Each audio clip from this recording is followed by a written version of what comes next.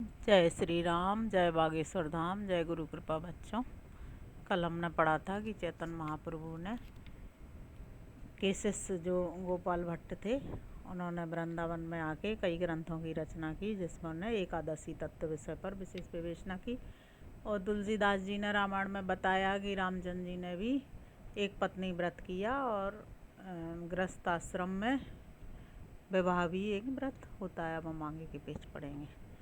राम प्यारे से जिसका संबंध है, उसे हर घड़ी आनंद ही आनंद है। जय श्री राम। संतों का सहज व्रत आज हम पढ़ेंगे। संतों का क्या व्रत है?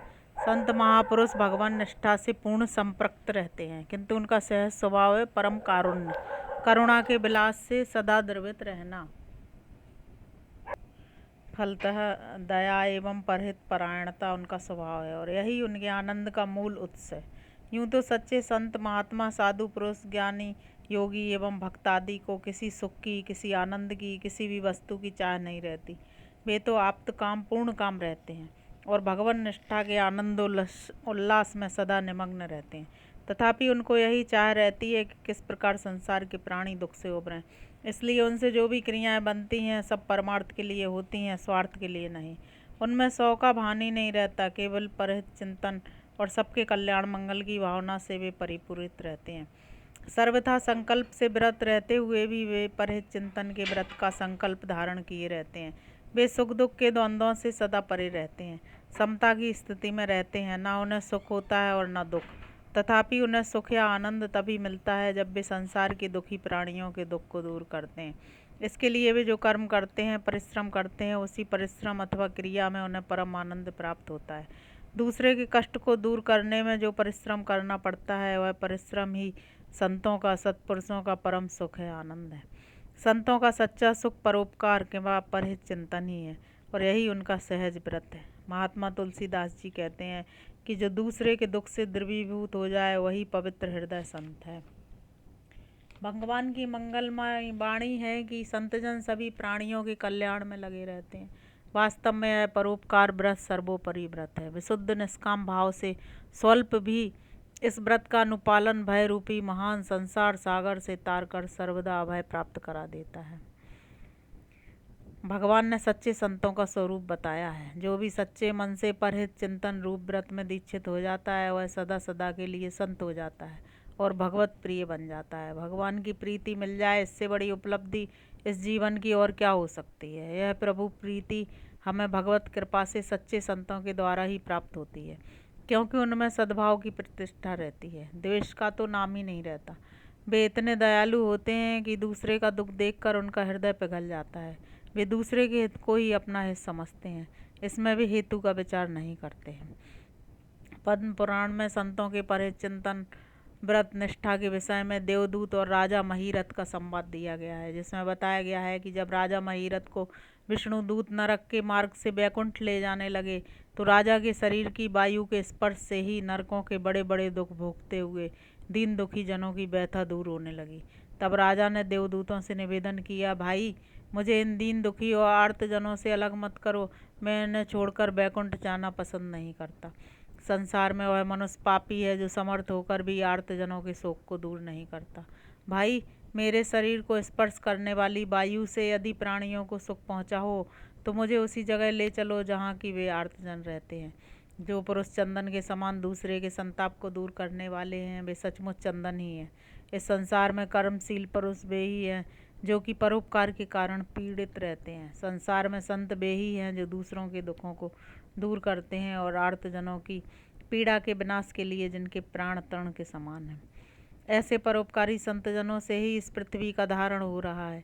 केवल अपना नित्य का मानसिक सुख तो नरक के समान है। इस कारण संतजन अन्य के सुख से ही सदा सुखी रहते हैं। इस संसार में आर्तजनों का दुख नाश किए बिना सुख की प्राप्ति होती हो, तो उसकी अपेक्षा नरक में गिरना अच्छा है, मर जाना अच्छा है। इस भारत धरा का यह प्रभाव है कि यहाँ के पशु पक्षी भी साधु भाव में प्रतिष्ठित रहकर परहित के लिए आत्मदान तक करते हैं। महाभारत में एक कपोत पक्षी की कथा आई है जिसमें बताया गया है कि उस कपोत की धर्मपत्नी शत्रु के पास पंजर में पड़कर भी भूखे प्यासे दीन व्याध की प्राण रक्षा के लिए अपने पति से उदार शब्दों में कहती है, पतिदेव इस दीन दुखी की सेवा कीजिए, यह मत समझिए कि यह हमारा शत्रु है। यदि उपकारी के प्रति उपकार किया तो क्या किया, अपकारी के प्रति जो उपकार करता है वही साधु है। साधु जन अपकारी में भी अपना साधु भाव नहीं छोड़ते। चंदन को देखो, वह काटने वाले को भी अपने सत्य गुण से सुखी पहुंचाता है। ऐसे संत जन प्राण देकर भी शरणागत की रक्षा करते हैं। इस प्रकार के साधु जनों की अनेक कथाएं महाभारत में आई हैं। एक कबूतरबाज के पंजे से छूटकर भयभीत होकर जब राजा शिवी की शरण में गया तो राजा शिवी ने उसे रक्षा करने का आश्वासन दिया। इतने में बाज भी अपने शिकार को वापस मांगने लगा। उस समय शरण साधु शिवी के उद्धार निकले। बाज ने जब यह आग्रह किया कि राजन यदि कबूतर देना नहीं चाहते हो तो कबूतर के बराबर अपना मांस तौल कर दे दो। बाज के ऐसा कहने पर राजा शिवी ने कबूतर के बराबर अपना मांस तौलना प्रारंभ किया। क्यों ना हो, साधु जनों की प्रवृत्ति ही ऐसी होती है कि वे अपने सुख भोग की इच्छा न करके संपूर्ण प्राणियों के सुख की इच्छा करते हैं। साधु जन सदा पर दुख से दुखित रहते हैं।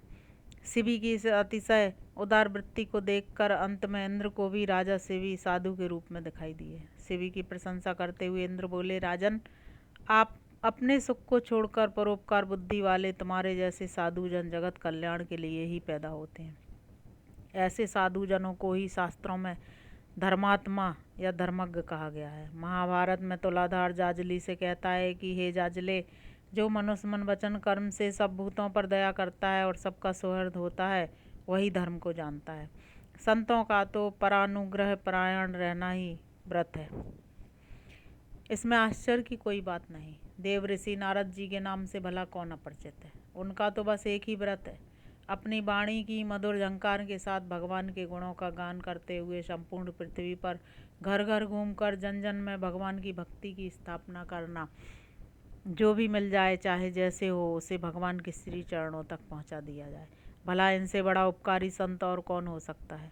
जो जैसा अधिकारी होता है नारद जी उसे वैसा मार्ग बताकर उसका परम कल्याण साध देते हैं। बालक ध्रुव को भगवान नाम का पाठ पढ़ा दिया, भक्त प्रहलाद को नाम जप की शिक्षा दे दी, हिरण्यकश्यपु और कंस को उनके अनुसार ही मार्ग बता दिया। भगवान वेद व्यास को भगवत तत्व का उपदेश देकर भागवत जैसा ग्रंथ हमें उपलब्ध करा दिया। इन्हीं की कृपा से रत्नाकर वाल्मीकि बन गए और हमें राम कथा मिली। इतने परोपकारी तथा सच्चे संत की कृपा होना बड़े सौभाग्य की बात है। जो परोपकार करने से कभी आगाते नहीं, उन नारद जी को मैं नमस्कार करता हूँ। इससे बड़ी बात और क्या हो सकती है। परोपकारी संत की इतनी महिमा है कि भगवान भी उनकी स्तुति करते हैं। महर्षि दधीची, ओह आपने तो विश्व की रक्षा के लिए सशरीर अपनी अस्थियों का दान कर दिया। उन्हीं की अस्थियों से देवताओं ने वज्र बनाया और वृत्रासुर तथा उसकी दानवी सेना का संहार हुआ। इतना बड़ा त्याग, इतना महादान, ऐसा कठिन असिधारा व्रत, ऐसा तो संत दधीची ही कर सकते हैं। इतना ही नहीं, एक बार देवराज इंद्र ने प्रतिज्ञा कर ली थी कि जो कोई अश्विनी कुमारों को ब्रह्म विद्या का उपदेश करेगा उसका मस्तक मैं काट दूंगा। अश्विनी कुमारों ने महर्षि दधीची से ब्रह्म विद्या का उपदेश करने की प्रार्थना की। महर्षि ने परिणाम ज्ञात होते हुए भी उपदेश देना स्वीकार कर लिया। अश्विनी कुमारों ने ऋषि का मस्तक काटकर औसत द्वारा सुरक्षित करके अलग रख दिया और उनके सिर पर घोड़े का सिर लगा दिया। इसी घोड़े के मस्तक से उन्होंने अश्विनी कुमारों को ब्रह्म विद्या का उपदेश दिया। अपनी प्रतिज्ञा के अनुसार इंद्र ने ऋषि का मस्तक काट दिया, किंतु देववैद्य अश्विनी कुमारों ने उनका पहला सिर उनके धड़ से लगाकर उन्हें जीवित कर दिया। तभी से उनका नाम अश्वशरावी पड़ गया। जिस इंद्र ने उनका सिर काटा था उन्हीं के लिए संत दधीची ने सहर्ष शरीर अपनी अस्थियां दे दी। भला इससे बड़ा संतत्व तथा परहितैषता और क्या हो सकती है। महर्षि दधीची के व्रत पालन की निष्ठा सबके लिए अनुकरणीय है। महर्षि च्यवन नामक एक बड़े परोपकारी संत हो गए हैं।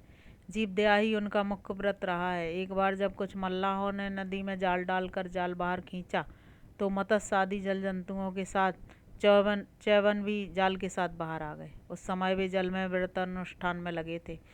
मत्स्य जल से बाहर आकर तड़पने लगे। महर्षि को भी जाल में फंसा देख मल्लाह घबरा गए। वे ऋषि से जाल से बाहर निकलने की प्रार्थना करने लगे, पर दुख कातर च्यवन, जो मछलियों के तड़पने को देख स्वयं भी तड़पने लगे थे, बोले, अरे मल्लाहों, ये मत्स्य जीवित रहेंगे तो मैं भी जीवित रहूंगा, अन्यथा इनके साथ मैं भी अपने प्राण दे दूंगा, क्योंकि मैं इनके दुख को देख नहीं सकता। यह विलक्षण समाचार राजा नहुस के पास पहुंचा तो वे मंत्रियों के साथ शीघ्रता से नदी तट पर पहुंचे और प्रार्थना करने लगे। तब महर्षि ने कहा, राजन, आज इन मल्लाहों ने बड़ा भारी श्रम किया है, आप इनको मेरा तथा मछलियों का मूल्य चुका दीजिए। राजा स्वर्ण मुद्राएं देने लगे, परंतु एक बनवासी महात्मा ने कहा, महाराज, मुद्राओं से संतों का मूल्य नहीं चुकाया जाता, आप एक गऊ के बदले इन्हें प्रसन्न करें। राजा ने वैसा ही किया। मुनि प्रसन्न हो गए। च्यवन मुनि के प्रभाव से मल्लाहों तथा मत्स्यों ने ऊर्ध्वलोकों को प्राप्त किया। यह है सच्चे संत की दयालुता का प्रभाव। भारत आर्य धरा में ऐसे सहस्त्रशः संतजन हो चुके हैं जिन्होंने परिचिंतन को ही अपने जीवन में व्रत रूप में प्रतिष्ठित किया और प्राण देकर भी इस व्रत का पालन किया। ऐसे ही परोपकार वृत्ति संतों से यह धरा टिकी हुई है। संतों की इस व्रत निष्ठा से हमें भी ऐसे इच्छा लेनी चाहिए कि हम भी व्रत में दीक्षित होकर उसका अनुपालन करें, और हमें यह समझना चाहिए कि परोपकार करने में, परहित चिंतन में आनंद की प्रतीति हो। संतोष मिले तो साधुता का प्रवेश हो रहा है, सत्पुरुषों के सद्गुण आ रहे हैं। इसके विपरीत यदि दूसरे को कष्ट पहुंचाने में आनंद मिलता हो तो समझना चाहिए कि आसुरी भाव का प्रवेश हो रहा है और हम भगवत प्राप्ति के व्रत से दूर होते जा रहे हैं।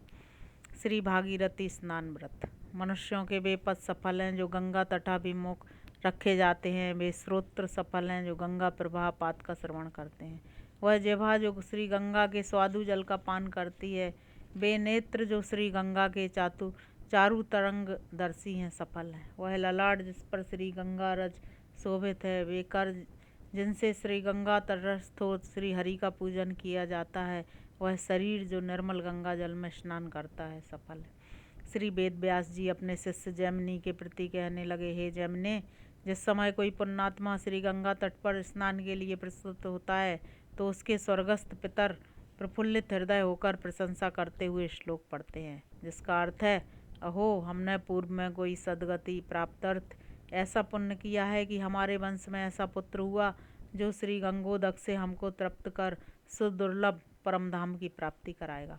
यह मेरा बेटा जो द्रव्य हमको संकल्प पूर्वक प्रदान करेगा, वह सब अच्छा फलप्रद होगा। नरकस्थ जो पितर सर्व दुख समन्वित हैं, वे श्री गंगा तटाभिमुख हो अपने वंशज को देखकर यह आशा करते हैं कि हमने नरक क्लेशप्रद जो पाप किए थे वे इस पुत्र के प्रसाद से क्षय हो जाएंगे। अहो, हम दुसह नरक क्लेश से आज मुक्त होकर परम गति लाभ करेंगे। जो हतभाग्य श्री गंगा जी की यात्रा के निमित्त प्रयाण करके भी मोहबस ग्रह को लौट आता है, उसके पितर निराश होकर अति खिन्न मन से शाप देते हैं। श्री गंगा तीर्थ यात्रा में आमिष, मैथुन, डोला, अश्व, गज, छाता, जूता, असद भाषण, पाखंड, जन संसर्ग, दुर्भोजन, कलह, परनिंदा, लोभ, गर्व, मत्सर, अतिहास और शोक त्याज्य हैं। मार्ग जनित श्रमोत्पन्न दुख को हृदय में ना लाएं।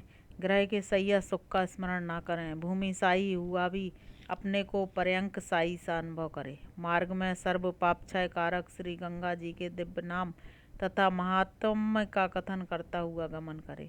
यदि चलता हुआ श्रांत हो तो प्रार्थना करे। यदि मार्ग में यह भावना नहीं होगी तो पूर्ण फल का भागी नहीं हो सकता। त्याज्य भावना यह है कि हमारे पर्यंक, पत्नी, सुहृदगण, ग्रह, धन, धान आदि वस्तु की क्या दशा होगी। हम ग्रह सुख त्याग कर किस संकट में पड़ गए, ना जाने कितने दिनों में घर पहुँचेंगे। ऐसी चिंता को त्याग कर श्री हरि के भक्त मंडल के साथ यात्रा करता हुआ प्रसन्न चित्त से भावना करे। गमन न अति वेग से और न अति मंद हो। श्री गंगा आदि तीर्थ यात्रा में अन्य कामासक्त ना हो, नहीं तो यात्रा का आधा पुण्य नष्ट हो जाता है।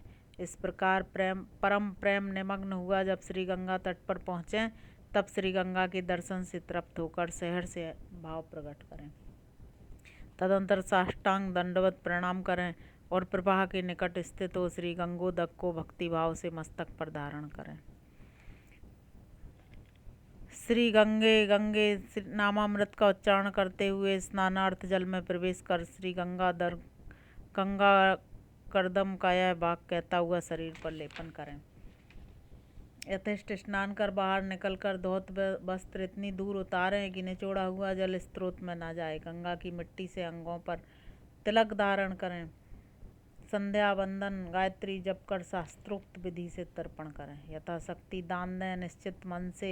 निश्चिंत मन से श्री गंगा जी का पूजन करें। श्री सदाशिव उपदेश श्री गंगा जी का जप तथा षोडशोपचार विधि से पूजन के लिए मूल मंत्र है ओम नमो गंगाए विश्वरूपिण्ये नारायण्ये नमो नमः। श्री गंगा जी का प्रेम पूर्वक पूजन तथा मूल मंत्र जप कर दिव्य स्त्रोत द्वारा स्तुति करें। दिवस व्यतीत होने पर गंगा तट से दूर स्थित होकर रात्रि में सहर्ष जागरण करें। यदि निराहार रहने की शक्ति ना हो तो एक समय पयोव्रत फलाहार सेवन करें। अन्न का और द्यूर भोजन का परित्याग तो अवश्य करें। प्रातःकाल उसी प्रकार शौच स्नान संध्या तर्पण पूजन से निवृत्त होकर तीर्थ पुरोहित को भोजन तथा दक्षिणा से संतुष्ट करके आशीर्वाद ग्रहण करें। श्री गंगा जी से बद्धांजलि पुरस्सर प्रार्थना करें। इस प्रकार जो श्रद्धालु एक बार भी श्री गंगा जी में स्नान करता है वह श्री विष्णु लोक में रहकर परम ज्ञान प्राप्त कर कैवल्य पद में प्रवेश करता है। तीर्थ प्रवाह से 4 हस्त भूमि के अधिष्ठार्थ देव नारायण है, अन्य कोई नहीं। अतः उनके साक्षित्व में कंठगत प्राण होने पर भी प्रतिग्रह न करें। भाद्रपद मास में शुक्ल चतुर्दशी के दिन तीर्थ का जल यावत पर्यंत भूमि को आवृत करता है वह गर्भ माना जाता है। किसी आचार का यह भी मत है कि 150 हाथ भूमि तक गर्भ है, उसके बाद तीर मानना चाहिए। तीर से 2-2 कोस दोनों ओर क्षेत्र होता है। भूमि त्याग कर क्षेत्र में वास करना चाहिए। अतः प्रवाह से 150 हाथ भूमि त्याग कर क्षेत्र में वास करें। कारण यह है कि जो मनुष्य 150 हाथ तीर्थ भूमि के अंतर्गत मल मूत्र कफ थूक नेत्र का मल अश्रु और उच्छिष्ट वस्तु का त्यागता है वह निश्चय ही तीर्थ के साक्षित्व में पापयुक्त होकर परलोक में नरकगामी होता है। श्री गंगा तटस्थ होकर जो मूढ़ पापाचरण करता है उसका पाप अक्षय हो अन्य तीर्थ में भी शांत नहीं हो सकता। श्री गंगा गर्भ में दंत धावन ना करें। यदि मोहवश ऐसा करता है तो श्री गंगा स्नान जन्य पुण्य नहीं होता। अतः प्रभात में उठकर दंत धावन शौचादि क्रिया गंगा गर्भ से दूर अन्य स्थल में करें। श्रद्धालु जन के लिए उचित है कि श्री गंगादि तीर्थ पर पापाचरण को प्रयत्न पूर्वक त्याग कर मनो वाक कर्म से धर्म संग्रह करें, जिससे यही कामोमिस्क अभ्युदय हो। जय श्री राम। बच्चों, आज हमने पढ़ा कि गंगा जी में गंगा स्नान करने के क्या क्या नियम हैं, ये हमने पढ़ा। और संतों का सहज व्रत परिचिंतन है, ये हमने पढ़ा। जय श्री राम, जय बागेश्वर धाम, जय गुरु।